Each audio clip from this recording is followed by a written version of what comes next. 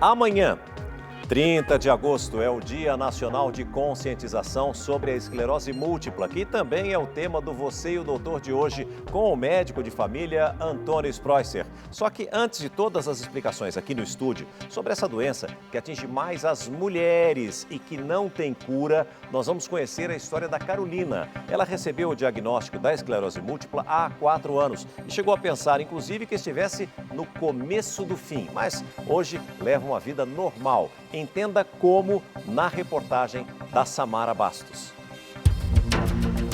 Quem vê a Carolina assim, ativa, indo para a academia, fazendo doces, nem imagina que ela sofre de uma doença crônica e progressiva. Ela é portadora de esclerose múltipla. Carolina recebeu o diagnóstico há 4 anos, quando tinha 23 anos de idade. Eu comecei a ficar muito preocupada, muito desesperada. Eu falei, gente, eu sou muito nova para passar por isso. Aí começa aquilo, por que comigo? Não acredito que isso está acontecendo. Eu achei que eu ia ficar acamada, eu achei que eu ia ficar numa cadeira de rodas. A frase que vinha na minha cabeça é, esse é o começo do meu fim. E agora, o que eu vou fazer? Estima-se que no Brasil, cerca de 40 mil pessoas tenham esclerose múltipla. O primeiro sintoma que a Carolina teve foi um formigamento no lado esquerdo do corpo. A condição durou cerca de 2 meses. Ela procurou um médico, mas na época não recebeu o diagnóstico de esclerose múltipla. Eu fui no neurologista e mesmo indo nele, ele não descobriu.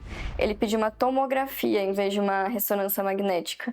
E aí, com a tomografia, não detectou nada. Ele falou, Carol, isso daí pode ser estresse, você vai ter que mudar a sua vida, porque isso também ninguém fala, mas isso é muito preocupante.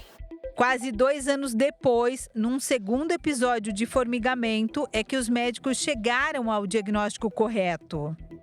Em geral, a doença atinge mais mulheres entre 20 e 40 anos de idade. A medicina ainda não sabe explicar as causas. São muitas perguntas sem respostas.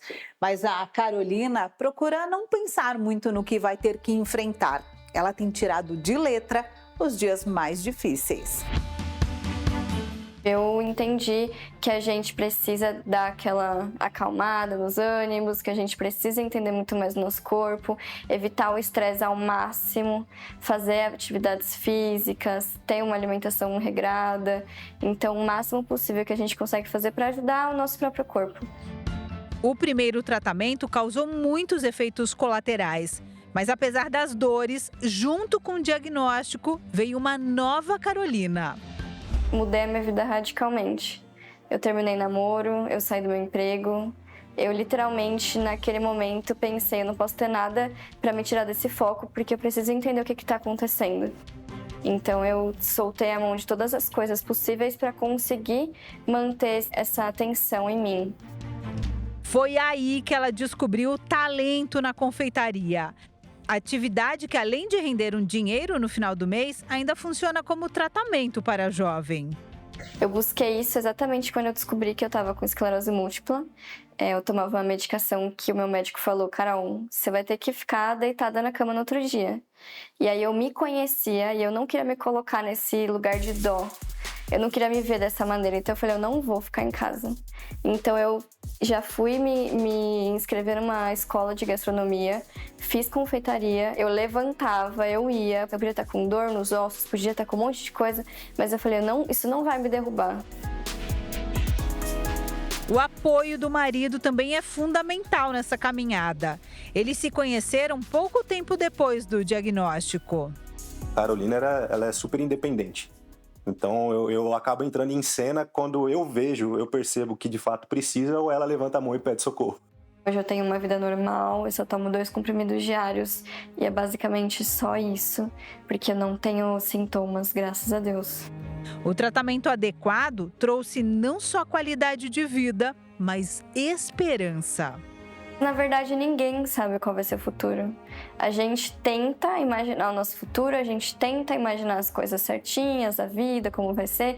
A gente idealiza algo, mas isso talvez não aconteça para muitas pessoas. Então, eu me desprendi disso para conseguir ficar mais tranquila.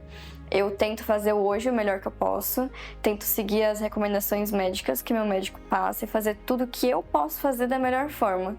Mas o que vai acontecer amanhã, eu realmente estou muito tranquila em relação a isso.